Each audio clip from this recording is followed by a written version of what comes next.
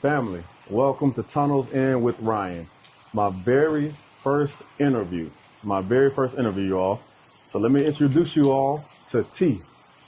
T, she is a registered nurse, and she is a midwifery. Correct me if make sure I'm saying this right. Midwifery is two different pronunciations. So I like to say midwife student, but midwifery student.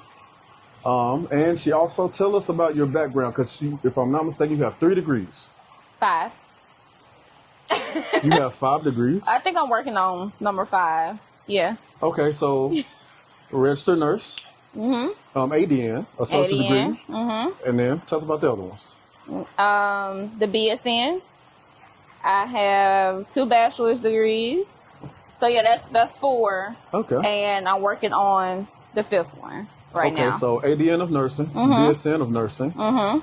What are the other 2 that you have already? Biochemistry and psychology. Biochemistry and psychology.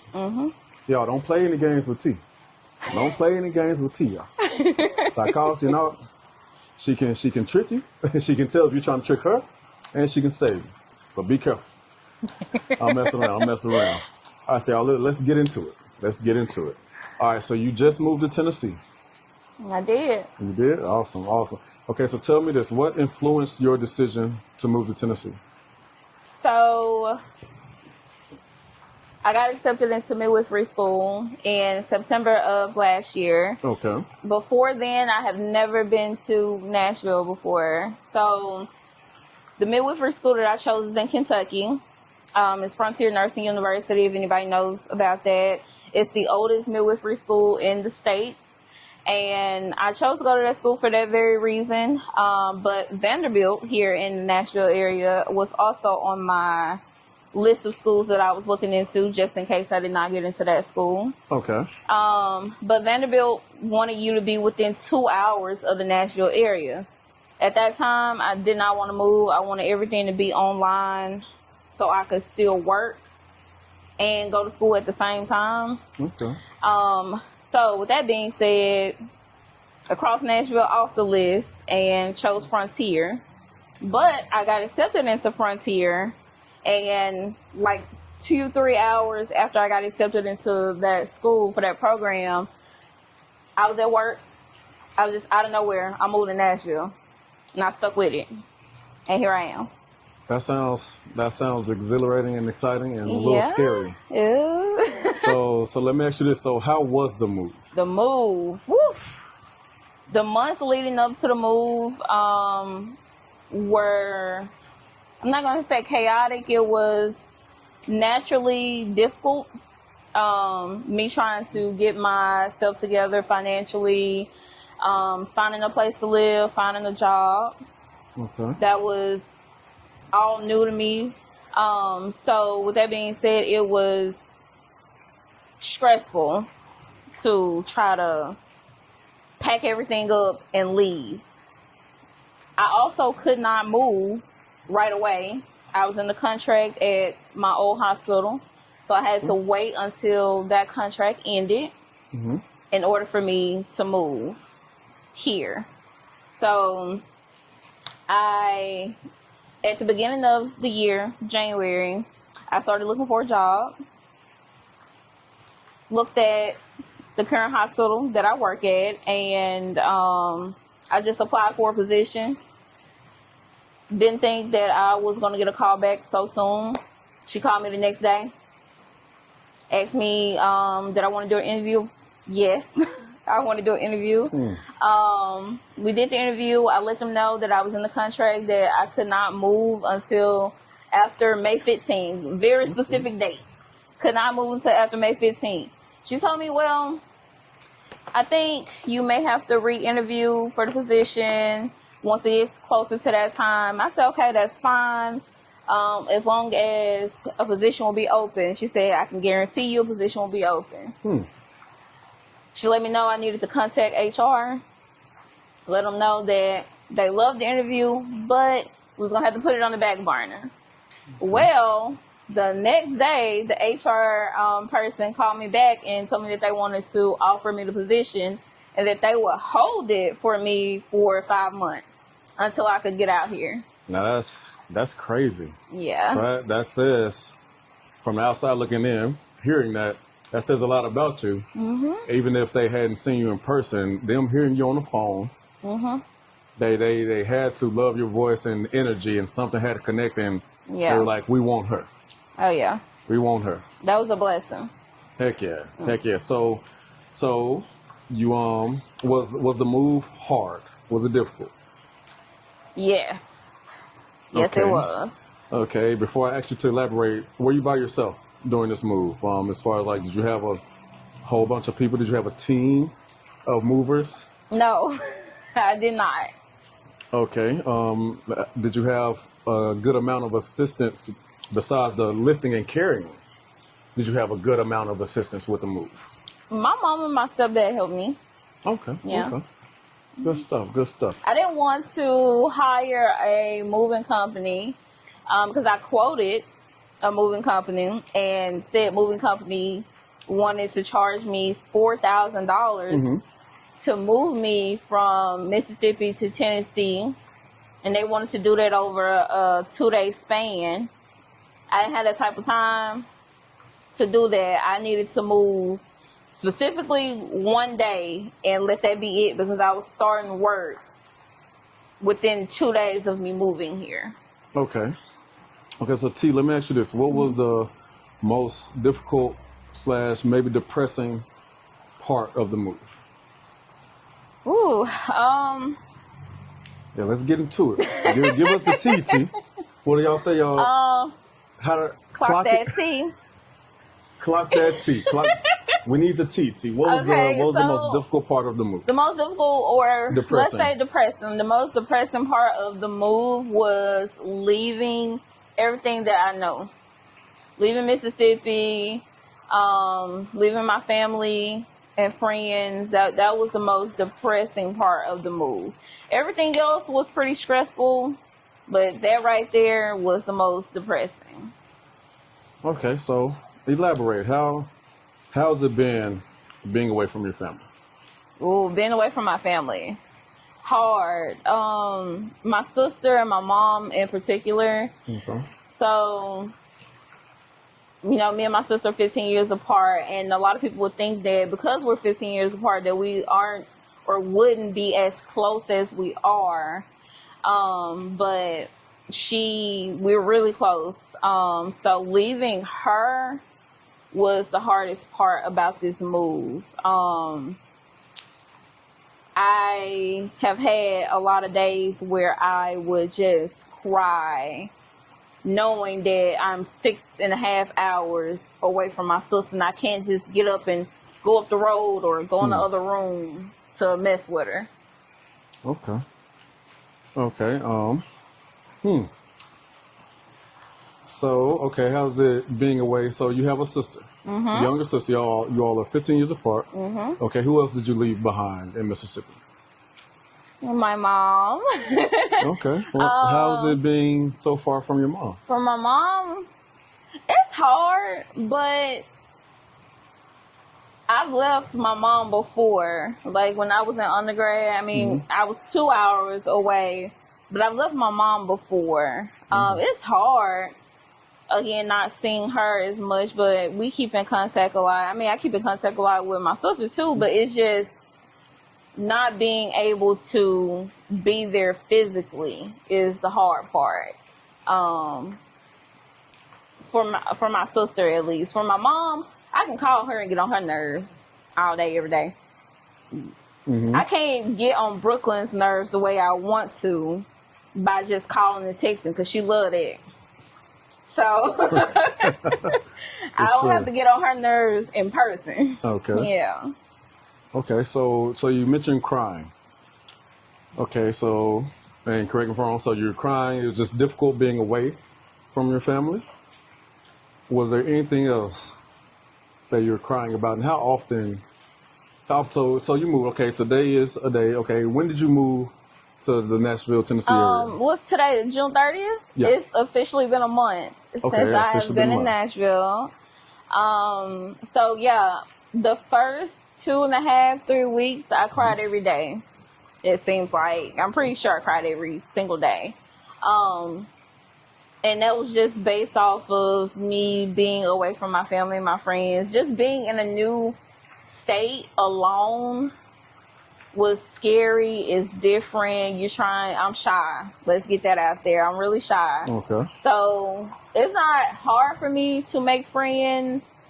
I feel like I can naturally get people to like me, gravitate towards people. That's not the hard part. Okay. The hard part is actually walking up to people and starting the conversation, So that right there has caused me a lot of stress trying to make friends in this area. I mean, it's way bigger than what I'm used to back home, so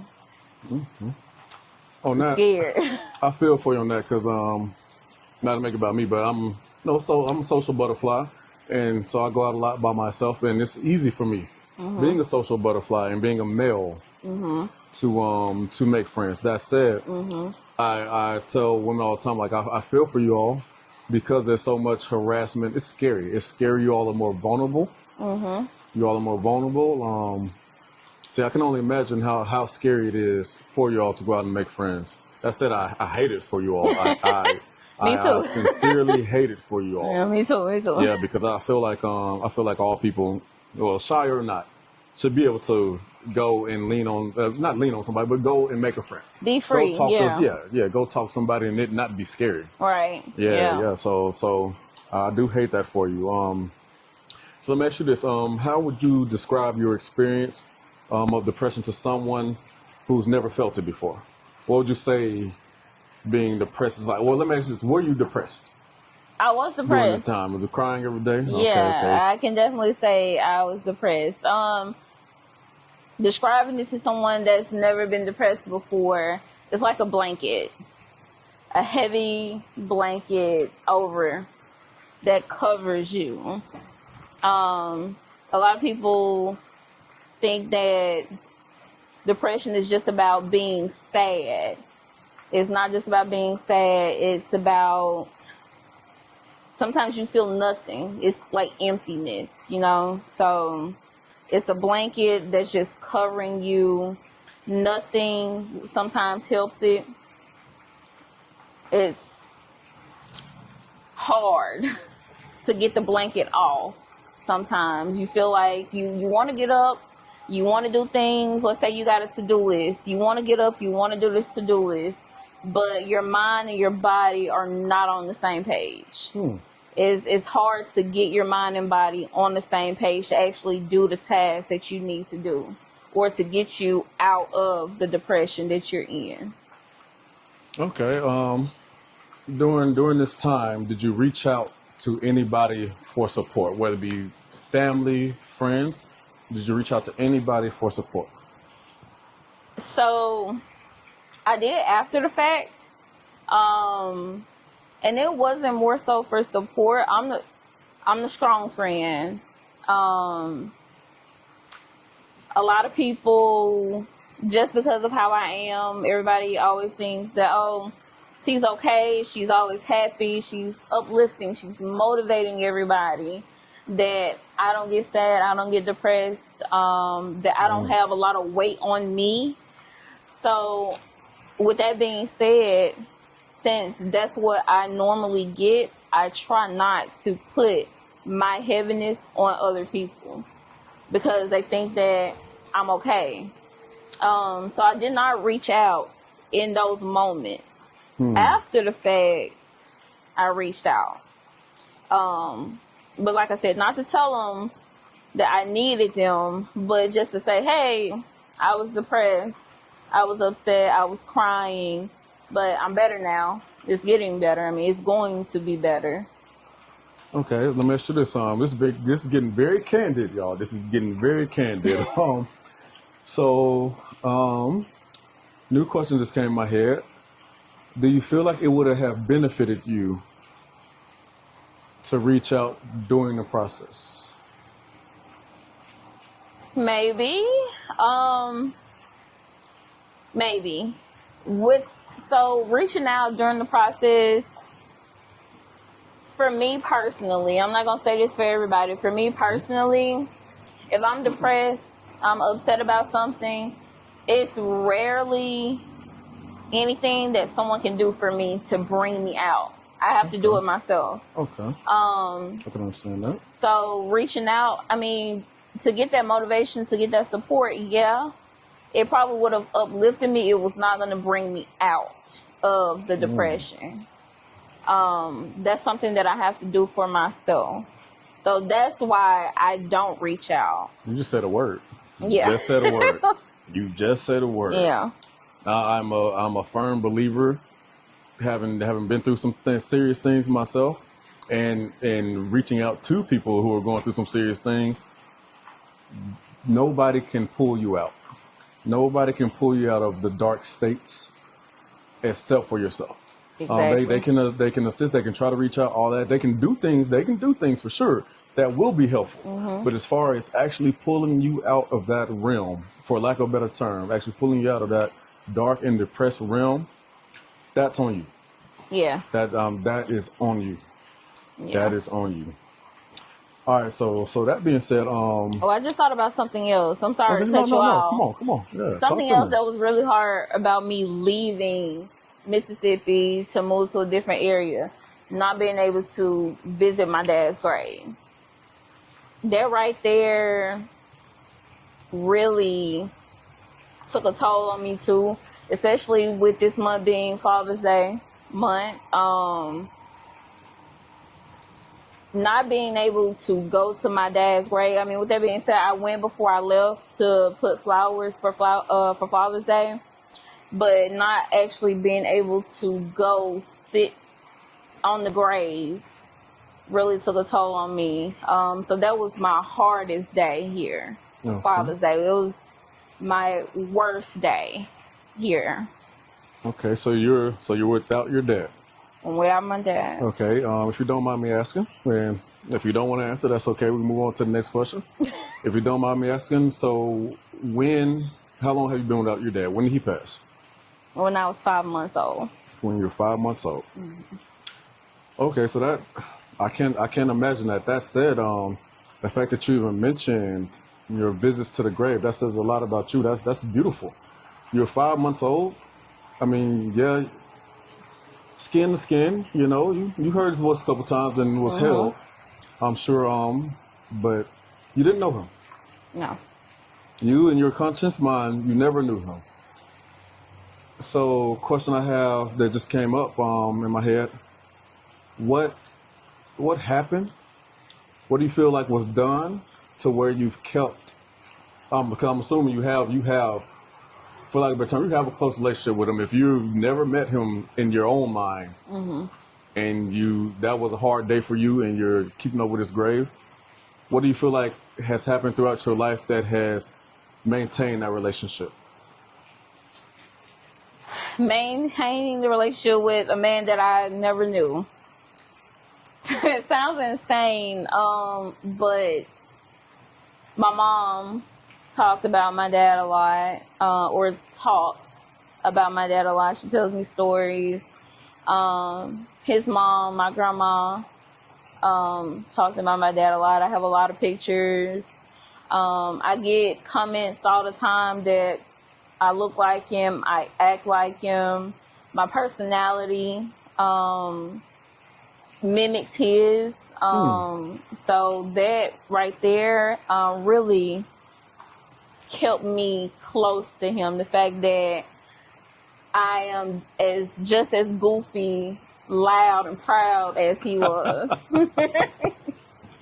Y'all, I can tell y'all, she is a little loud. It's not terrible, but yeah, even I'm a little country, we were doing some voice testing before this interview, and I'm playing it back. I'm like, why is your voice so? Which in this aspect, it was clearer.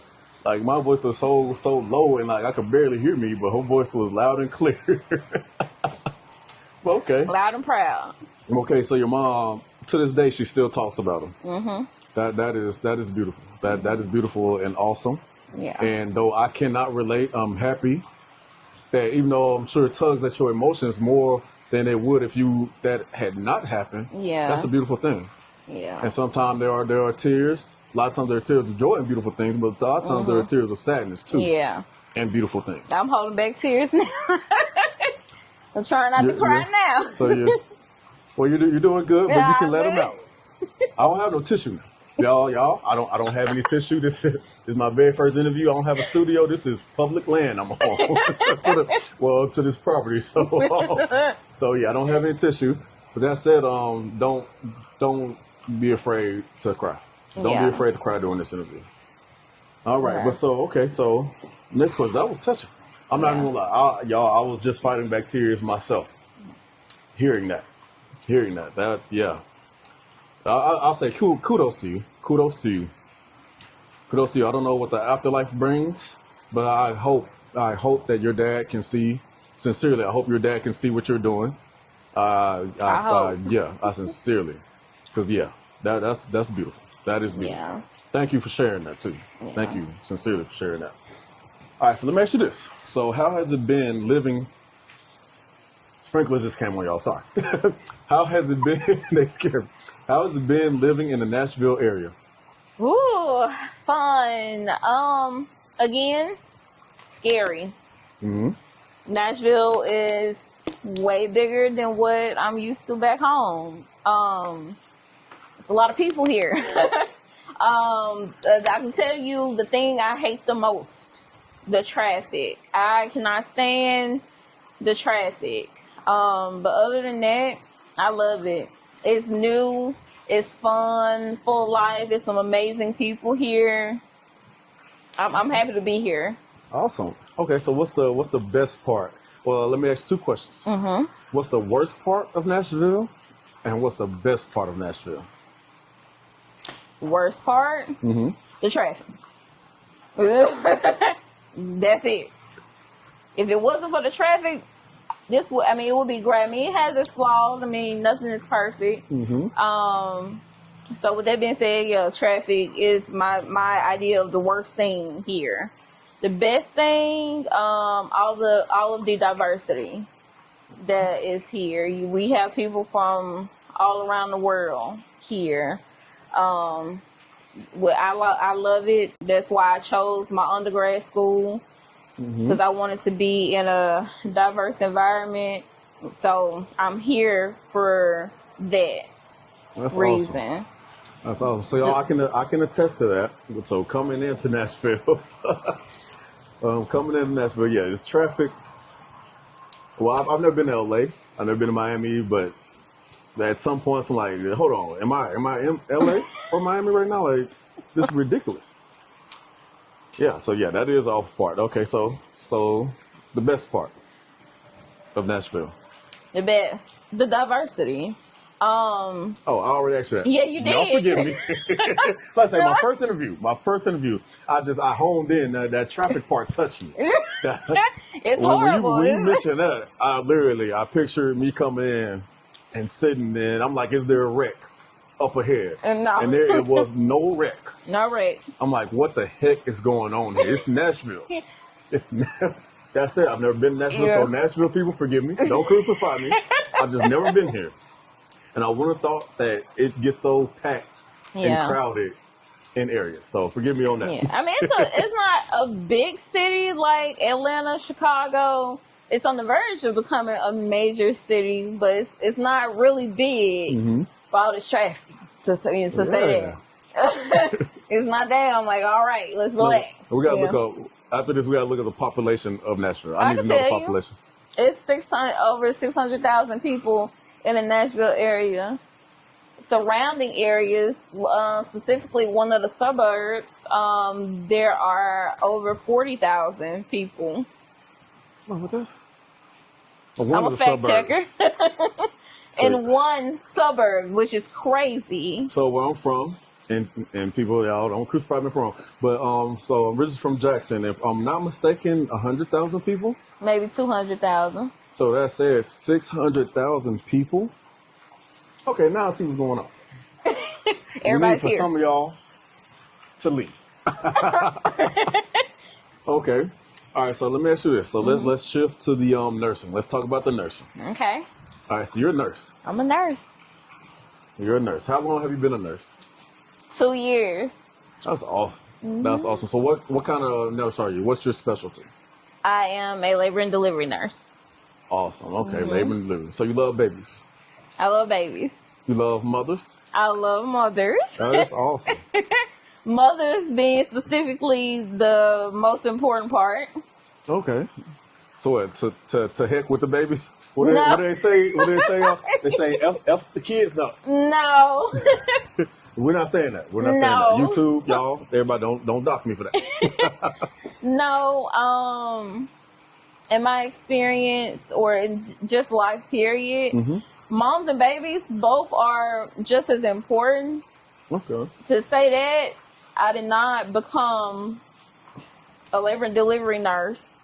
Moving from postpartum nursing to labor and delivery, I did not become either of those nurses for the baby. Okay, so you were a postpartum nurse first. I was. Okay, so we'll talk about that switch. But Okay. let me ask you this. Okay, so you just said you didn't do it for the babies. Okay, so what do you feel like I'm assuming you love mothers. Yeah. So what in your mind, what makes you think, like, why do you love mothers so much? Are you a mother? No. Okay. No. Sorry to interrupt. So you're not a mother. No. I just want to make sure. Okay, so you're not a mother. Okay, so what made you fall in love with mothers and want to go into that? Because a lot of women died during childbirth. That was my sole purpose of going into this specialty over becoming a psych nurse. Because I could have become a psych nurse and used my psychology background, but I felt like I was called to this. While I was in nursing school, I made the decision to leave psychology alone, leave psych nursing alone. I mean, with that being said, I use it every single day. Oh yeah. Absolutely. Definitely use it every single day. But moms dying during delivery, whether it's vaginally or cesarean, they die. Okay, so you're a midwifery student, so I know you want to be a part of that birth. So okay, now I'm trying to put two and two together, learning these things. Okay, so you switched from postpartum to labor and delivery. Right. So, and correct me if I'm wrong, but the statement you just made, you mentioned them dying during birth. So you were originally there after the birth. You wanted to get closer to the actual process. Right. And want to be there during the most vulnerable time. Right. Because so me, being a surgery nurse, and I've been in C-sections, and yes, I've been in, thank the Lord, that I haven't seen a demise yet. Yeah. But yeah, I've definitely seen the seriousness and the hecticness, especially when a natural birth doesn't work out. And now we have to rush her to do a C-section, Right. and get the baby out. Both of them are on the verge of dying. I can definitely relate to that. And yeah, I've literally, and I hate to mention DNC. So you all, DNC is just when a miscarriage or something happened and the baby, the fetus, or Fetus. yeah. Yeah, So the fetus baby. did not clear, Yeah. get out properly and wholly, entirely. So now it's an emergency surgery, and we got to rush. So I've been in emergency C-sections and emergency DNCs, and I've been in one. This interview isn't about me, so I'm trying to make this quick. But long story short, I've rushed. Yeah. I've been called in to where I literally laid my head down, and they called me saying, "Hey, we have an emergency DNC," and all my sleepiness and everything went away. I locked in, hopped in the truck, and hauled tail. Emergency C-sections when I'm in the hospital, as soon as they say, "Hey, we have emergency C-section," everything we drop everything. Yeah. We drop everything and we rush. Yes. We rush. I've even been there. I've been in ones where by the time I've even gotten there, same hospital. Same hospital. The page comes out. I don't know because I'm not down there. I wouldn't be surprised if pages have come out to us and they were already in the room with the patient. But that said, though, they paged it immediately. But that said, I've gotten to the room and the baby was already out. And which angers me because it's like, hold on, like I wasn't here in time. Like Yeah. you almost feel like I wasn't here in time for the emergency. Right. That said, though, I'm not the surgeon. Yeah. The surgeon and anesthesia are Yeah. going to be the main two people if a serious emergency happens. Right. So yeah, I've seen them, and I've seen them get the baby out within. They've said within 60 seconds, but my record time personally, less than 120 seconds. Yeah. That's incredible. Yeah, that's amazing. That is incredible, and so I applaud you, which I'm gonna do later on. But right now in this moment, I applaud you, and I applaud surgeons and all healthcare workers involved in that. Yeah. Yeah, we as a whole, and especially mothers and babies, are grateful, so grateful to have you all. So grateful. So thank you, and I applaud you again. Hell yeah. So next question. So let me ask you this. So the switch, real quick. I mean, we talked a little bit about it. Okay. But do you want to elaborate any more on the switch from postpartum? Yeah, I can. To L&D? I can. So I became a postpartum nurse right out of nursing school. Okay. I wanted to be a labor and delivery nurse first, but there are no positions open. Okay. So postpartum / antepartum is next best thing. If anybody doesn't know what antepartum is, you can look at the camera. It's when yeah, you look at the camera. When you talk to antepartum is while mom is still pregnant. So the floor I worked on was a high risk antepartum / postpartum unit. So next best thing, I get to take care of moms while they're still pregnant. They go have a baby, and then now I'm your postpartum nurse too. So the switch from postpartum to labor and delivery, it wasn't hard. The biggest thing for me, I guess, the most challenging thing I can say is now I have to be in the operating room. I'm clumsy. So that's the most scariest thing for me right now. So let me interject. So tell the people, so in surgery, surgery is different from L&D and babies being delivered. C-sections happen in the operating room, or let me look at C-sections happen in the operating room. So as a surgery nurse, I'm in all kinds of surgeries, not only C-sections, brain surgeries, this, that, and the third. But so we have to, a sterile process to where you can't contaminate things that are being used on the body. You know, you got to minimize bacteria and all that. But so that said, and let me ask you this, because I've never been in an actual birth through the vagina. I've never been in a vaginal birth. I only do C-sections. So my understanding that I never have been in a vaginal birth is that it's not like surgery. You don't have a backfield, you don't have a back table, there's not a full blown sterile process away from the area where the baby's coming out of. So it is. Okay, talk to me. And that's only if you can get it set up in time. If mom is having one of those precipitous births and she came in and she already 10 centimeters and we're going to pop a baby out, you can't get it ready that quick. There are kits for that, but if mom's already in the hospital, she's already been laboring for a while. And this is only in the hospital. Birthing centers, at-home births are different, but in the hospital, it is a table that can be set up with a sterile field. Okay. We use sterile gloves and all of that. But like I said, that's only if time allows us. If time doesn't allow us, you try to be as sterile as you possibly can to make sure we don't pass on any type of contamination to mom, to baby, anything like that. So y'all, there are some surgical processes and procedural processes that it's not sterile. You just try to be as clean as possible. I've never been in some urology surgeries where we're like, this is not a sterile process because we're working with the penis or vagina or the rectum, things like that. Yeah. So that is understandable. Okay, but you all do, if time permits, you all do set up a back table, little table, sterile. Yeah. Okay, awesome. It's a whole little setup. You still put on the gowns and stuff and everything. If time allows. Okay, gotcha. Yeah. Okay, so let me ask you this. Moving on from that, you're a midwife student. I am. Okay.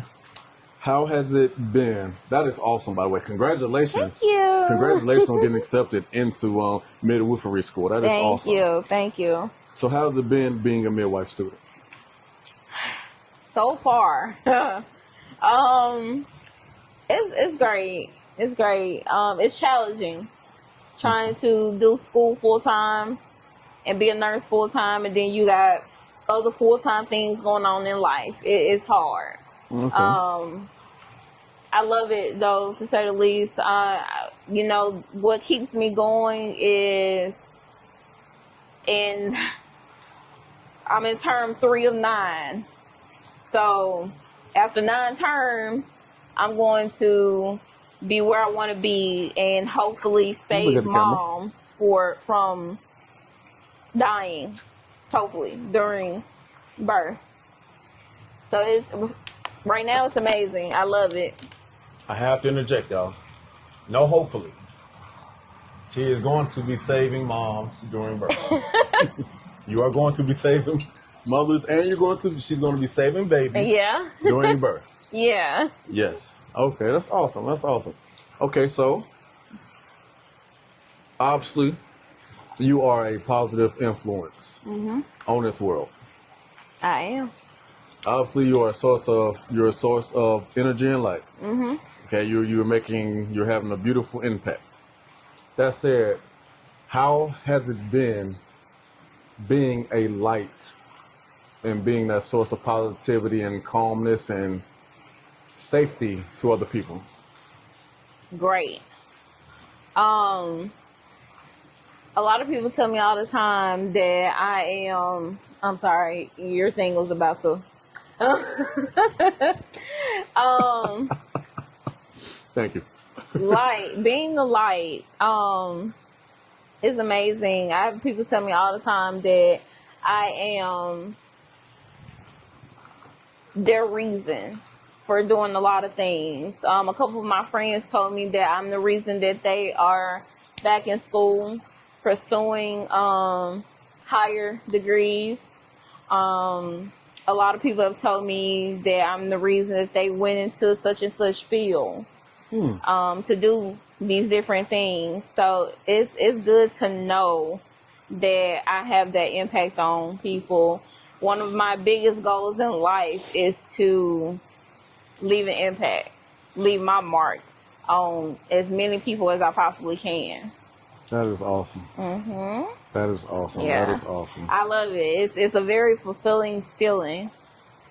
Awesome. Yeah. Okay, so you know, this channel, this podcast, you know, this thing that I'm trying to curate, Tunnels In with Ryan. So my thing is trying to get to the end of the tunnel.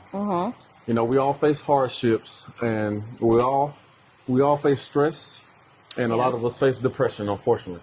But that said, a lot of times I've seen that people think it's the end of the road. That said, with this channel, I'm trying to show people like this is not the end of the road. When you're going through these hardships in life, this is the beginning of the tunnel. Right. That said, what is at the end of the tunnel? Everybody knows what's at the end of the tunnel. The light is at the end of the tunnel, right? Right. That said, though, you know, what is the light? Besides sunshine. Sunshine. It consists of something. So for me personally. What is your light at the end of the tunnel? Peace after chaos. The tunnel is there to remind us of the screen. The tunnel is the screen for me, right? The light at the end of the tunnel reminds me of why I kept going. So it's the peace after the chaos. The peace after the chaos. Okay. So yeah, you faced that this last month, which has been very difficult.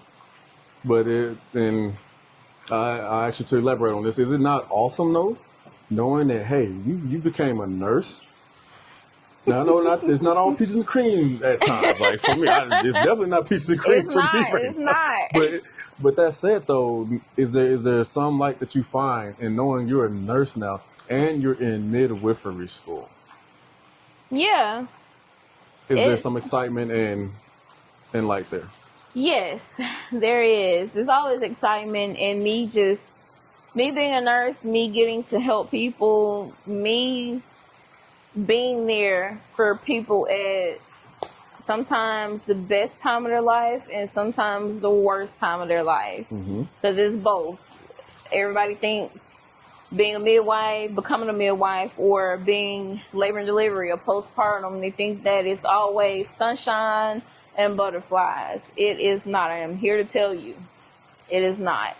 So, with that being said, seeing me being me, and I can show up for you at the best time and sometimes at the worst time, it's also really fulfilling for me. That's awesome. It gives me hope. It makes me happy that I'm in the position I am to offer the sympathy or the empathy to these people. Okay. All right. So T, last question for you. What is your advice? Well, I have two more questions. Yeah, I have two more questions. So we'll extend this interview a little bit longer. I have two more questions. Okay. You just went through a depressing time. Would you say that you are still depressed right now? I'm not. I feel better. It's still hard, but I think the hardest part is over. Those first couple weeks was the hardest part. The adjustment was the hardest part. Now that I kind of have a routine, I know where I'm going. I'm not getting lost. And because I'm getting lost.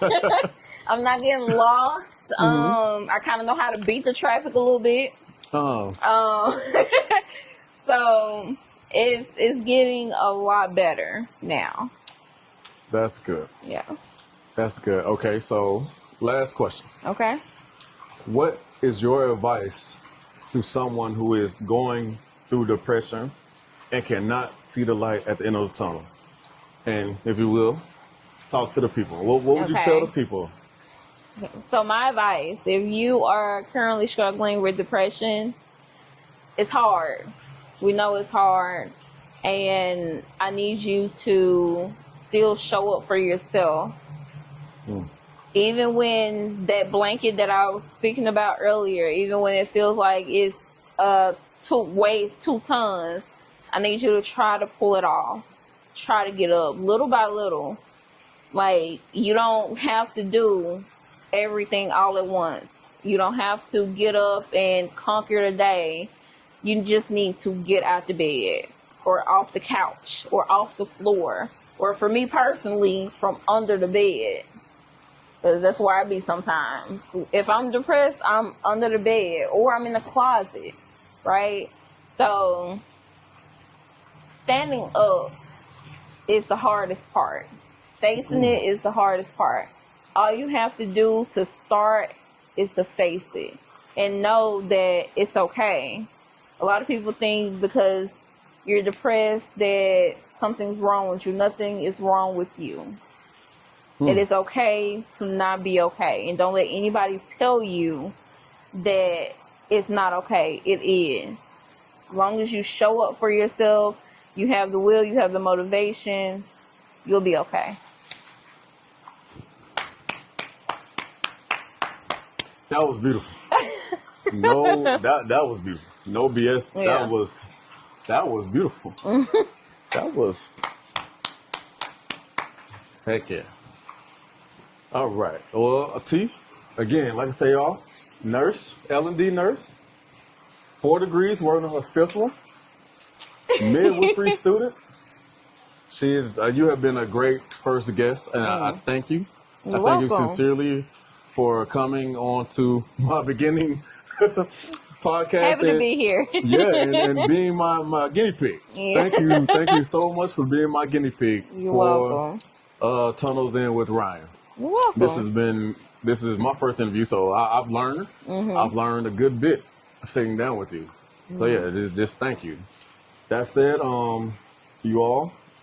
thank you all for tuning in to Tunnels In with Ryan.